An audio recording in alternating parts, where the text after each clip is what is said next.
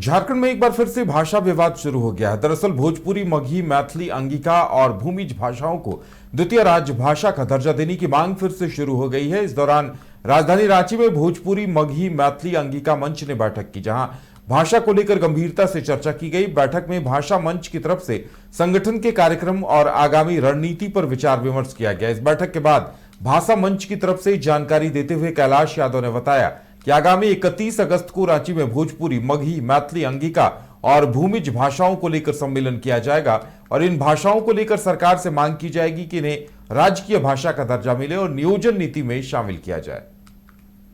देवघर के Netaji indoor stadium में झारखंड राज्य स्तरीय चौथी एरोबिक और एक्रोबेटिक जिम्नास्टिक चैंपियनशिप का आयोजन किया गया। प्रतियोगिता में 24 जिलों से 150 खिलाड़ी, कोच और तकनीकी पदाधिकारियों ने भाग लिया, जिसमें सीनियर पुरुष और महिला, जूनियर बालक और बालिका के साथ ही 10 साल से नीचे के बालक और बालिका यानी 3 ग्रुप में खिलाड़ियों ने अपनी प्रतिभा का प्रदर्शन किया। जिला जिम्नास्टिक संघ के आयोजन के सचिव आशीष झा से उपाध्यक्ष झारखंड जिम्नास्टिक संघ ने बताया कि इसमें जिन खिलाड़ियों का चयन होगा वो राष्ट्रीय स्तर पर झारखंड का प्रतिनिधित्व करेंगे। इस प्रतियोगिता में देवघर से कुल 38 खिलाड़ियों ने भाग लिया। रांची में अखिल भारतीय क्षत्रिय महासभा झारखंड प्रदेश कमेटी का पुनर्गठन किया गया, साथ ही संगठन के कार्यकारिणी का भी विस्तार किया गया। इस दौरान महासभा के राष्ट्रीय अध्यक्ष महेंद्र सिंह तंवर समेत कई पदाधिकारी और गणमान्य लोग भी मौजूद रहे। देवघर में मारवाड़ी समाज ने एक अनोखी पहल करते हुए वहां के मारवाड़ी समाज से आने वाले तलाकशुदा लड़के लड़कियों के नए जीवन की शुरुआत करवाने के उद्देश्य से एक विशाल परिचय सम्मेलन आयोजित करने का निर्णय लिया है। इस सम्मेलन के माध्यम से समाज की वैसी महिलाएं जो तलाकशुदा हैं या फिर विधवा हैं, उन्हें एक बार फिर से नई जिंदगी शुरुआत करने का मौका मिल पाएगा। इतना ही नहीं, इस सम्मेलन के जरिए वैसे पुरुष भी अपने लिए जीवन साथी चुन सकेंगे जिनकी या तो पत्नी नहीं है या वो तलाकशुदा है। की मिति में लड़के लड़कियों का तालमेल होना बड़ा मुश्किल सा हो रहा है और विवाह योग्य लड़के लड़कियां की शादी होने में दिक्कत हो रही है। इसलिए झारखंड के प्रांतीय मारवाड़ी सम्मेलन ने ये विचार किया कि हम लोग एक सामूहिक विवाह, सामूहिक परिचय सम्मेलन की योजना बनाएं और उसी के तहत, चूँकि देवघर बाबा की नगरी है और इस बाबा की नगरी में हम लोगों ने, यहाँ के समाज ने, साथ ही साथ पूरे जितने भी झारखंड के ज़िले हैं सबको साथ मिला के हम लोग एक परिचय सम्मेलन 8-9 नवंबर को करने जा रहे हैं, जिसमें अभी रामनंदन जी से कहा कि आपका जगह क्या है, तो हम लोग 3-4 जगह को हम लोग वेन्यू तय करेंगे। फिर उसके बाद परिचय सम्मेलन में हम लोग को आइडिया लग जाएगी कि कितने लोग आ रहे हैं, कितने लोग जाएंगे। लेकिन ये महज, और इसमें मैं आपको बता दूं कि हम लोग का विचार है कि परित्यक्ता, विधवा, विभूर, तलाकशुदा, इस तरह के जितने भी और हैं उनको हम लोग टर्न अप करवाएंगे, ताकि ये इनको लड़का लड़की मिल नहीं पा रहा है और जिसके चलते विवाह नहीं हो रहे और विवाह योग्य नहीं होने से देखिए बहुत तरह के बात, अनाचार, व्यभिचार बढ़ता है। विवाह यदि हो जाता है, इसकी ये पहल मारवाड़ी समाज ने पहल की है और ये पहल आप लोगों के सहयोग। समाज सेवा के क्षेत्र में अलग स्थान बना चुका महिला स्वयंसेवी संगठन इनर व्हील क्लब ने देवघर के एक सभागार में एक 40वीं मंजिल पर असेंबली कार्यक्रम का आयोजन किया। उत्साह नाम से आयोजित इस कार्यक्रम में बिहार, झारखंड दोनों राज्यों से आई सैकड़ों महिलाओं ने अपने अनुभव साझा किए, बल्कि नृत्य संगीत के जरिए समा भी बांधा। बता दें कि संगठन से जुड़ी महिलाएं गरीब परिवार की आर्थिक मदद तो करती ही हैं, साथ ही शिक्षा के क्षेत्र में भी बढ़ चढ़ कर काम करती हैं। चाईबासा में मेगा विधिक सशक्तिकरण शिविर का आयोजन किया गया। यह शिविर जिला विधिक सेवा प्राधिकार चाईबासा और जिला प्रशासन की तरफ से आयोजित किया गया। कोल्हान यूनिवर्सिटी सभागार में आयोजित इस शिविर में झारखंड हाईकोर्ट के न्यायाधीश दीपक रोशन, डीसीएसपी समेत कई अन्य अधिकारी शामिल हुए। शिविर में लाभुकों के बीच 206 करोड़ 18,17,825 रुपए की परिसंपत्तियों का वितरण किया गया। विधिक सशक्तिकरण शिविर को संबोधित करते हुए मुख्य अतिथि माननीय न्यायमूर्ति दीपक रोशन ने कहा कि विधिक सेवा प्राधिकार के शिविर में उपस्थित प्रत्येक व्यक्ति का यह कर्तव्य है कि शिविर में मिलने वाली जानकारियों को अन्य ग्रामीणों तक पहुंचाया जाए, जिससे उन्हें भी योजनाओं का लाभ मिले या कानूनी सलाह मिल सके।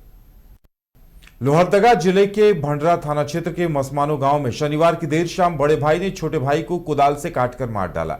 हत्या के बाद हत्यारा भागने की कोशिश कर रहे बड़े भाई अंगा उरांव का पुत्र कालेश्वर ने उसे पुलिस ने पकड़ लिया। बताया जाता है कि आरोपी बाहर रहकर काम करता था, फिलहाल ही घर आया था। वहीं मृतक की पहचान भंडरा थाना क्षेत्र के मसमानो गांव निवासी अंगा उरांव के पुत्र बसंता उरांव के तौर पर हुई है। घटना की सूचना मिलते ही भंडरा थाना पुलिस ने घटनास्थल पर पहुंचकर जांच शुरू कर दी। इधर पोस्टमार्टम करने के लिए देर शाम सदर अस्पताल भी उसे शव को लाया गया। झारखंड के मुख्य सचिव अलका तिवारी और पूर्व मुख्य सचिव डॉक्टर डी.के. तिवारी गिरिडीह दौरे पर पहुंचे, जहां उन्होंने पारसनाथ पर्वत का अवलोकन किया। इस दौरान वहां मौजूद जैन समाज के लोगों ने भूमिया जी मंदिर में उनका भव्य स्वागत किया। मौके पर गिरिडीह के उपायुक्त रामनिवास यादव, एसपी डॉक्टर विमल कुमार समेत कई प्रशासनिक अधिकारी भी मौजूद रहे, जिन्होंने पारसनाथ में पर्यटन सुविधाओं और विकास कार्यों की स्थिति का जायजा लिया। नमस्कार, आप देख रहे हैं न्यूज बाइस्कोप। मैं हूं आपके साथ रोमिता रीनो। साइबर अपराधियों ने रांची के डीसी के नाम से बनाया फर्जी Facebook account. DC Manjunath Bhajantri के अकाउंट से लोगों को भेजी जा रही है फ्रेंड रिक्वेस्ट। लोगों को मैसेज कर ठगी की हो रही है कोशिश। जिला प्रशासन ने फर्जीवाड़े के खिलाफ शुरू की कार्रवाई। मामले की गहन जांच में जुटा साइबर क्राइम यूनिट। जमशेदपुर में झामुमो जिला संयोजक मंडली के नेता एवं कार्यकर्ताओं ने भगवान के दरबार पहुंचकर पार्टी सुप्रीमो गुरुजी के जल्द स्वास्थ्य होने एवं लंबी आयु की कामना की है। पिछले कुछ दिनों से झारखंड आंदोलन के जनक एवं झामुमो सुप्रीमो शिबू सोरेन उर्फ गुरुजी की तबियत खराब होने के कारण दिल्ली के एक अस्पताल में इलाज चल रहा है, जहां गुरुजी की बिगड़ी तबियत को देखते हुए झामुमो नेता एवं कार्यकर्ता अब भगवान के दरबार पहुंचकर भगवान की पूजा अर्चना कर रहे हैं और गुरुजी के जल्द स्वास्थ्य होने की कामना कर रहे हैं। झारखंड में गांव की सरकार को विकास योजनाओं के लिए फंड नहीं मिल रहा है, जिसे लोकसभा चुनाव के समय से ही फंड रुका हुआ है। ऐसे में गांव का विकास कैसे होगा, इसे लेकर रविवार को धनबाद निरीक्षण भवन में जिला परिषद सदस्य, पंचायत समिति सदस्य, मुखिया और वार्ड पार्षद की संयुक्त बैठक हुई है। बैठक में चरणबद्ध आंदोलन की रणनीति तय की गई है। वहीं जिला परिषद अध्यक्ष शारदा सिंह ने मीडिया से बात करते हुए कहा कि जब पंचायत को फंड ही नहीं देना है तो चुनाव करवाने से क्या फायदा है। उन्होंने इसको लेकर झारखंड विधानसभा से लेकर दिल्ली तक आंदोलन करने की भी बात कही है। रांची के रिम्स 2 का जमीन विवाद और ज्यादा उलझता नजर आ रहा है। आज नगड़ी में प्रशासन द्वारा किसानों को खेत में बिचड़ा गिराने से रोकने पर किसान काफी आक्रोशित हो गए और सरकार और प्रशासन के खिलाफ विरोध दर्ज कराते हुए कांके पिठोरिया रोड के किनारे ही बिचड़ा बो दिया है। और आपको बता दें, इस दौरान स्थानीय प्रशासन और किसानों के बीच जमकर धक्का मुक्की भी हुई। चांडिल प्रखंड के पालगम स्थित प्राथमिक विद्यालय में पालगम धुनाबुरु में स्पंज आयरन कंपनी खोलने को लेकर जन सुनवाई का आयोजन किया गया, जिसका ग्रामीणों ने विरोध जताया है और जन सुनवाई में शामिल नहीं हुए। ग्रामीणों का कहना है कि पालगम धुनाबुरु स्थित बंद पड़े डिजाइन विद्युत लिमिटेड में स्पंज आयरन कंपनी खोलने से खेती पर असर होगा। बोकारो में भारी बारिश होने से आज तेनूघाट डैम में इतना जलस्तर बढ़ गया कि डैम के 8 गेटों को खोलने का फैसला लिया गया। वहीं डैम के गेट खोलने से निचले इलाके में जल जमाव की समस्या उत्पन्न हो गई है। स्थिति को देखते हुए प्रशासन ने अलर्ट जारी कर स्थानीय लोगों को ऊपरी इलाके में जाने की अपील की है। जमशेदपुर में भारी बारिश के कारण कोतवाली थाना क्षेत्र के लवकुश आवासीय विद्यालय में जल जमाव हो गया है। जल जमाव के कारण विद्यालय में 162 बच्चे फंस गए, जिससे वहां अफरा तफरी की स्थिति बन गई है। इस मामले में प्रशासन और पुलिस ने त्वरित कार्रवाई करते हुए रेस्क्यू ऑपरेशन चलाया और सभी बच्चों को सुरक्षित बाहर निकाला गया है।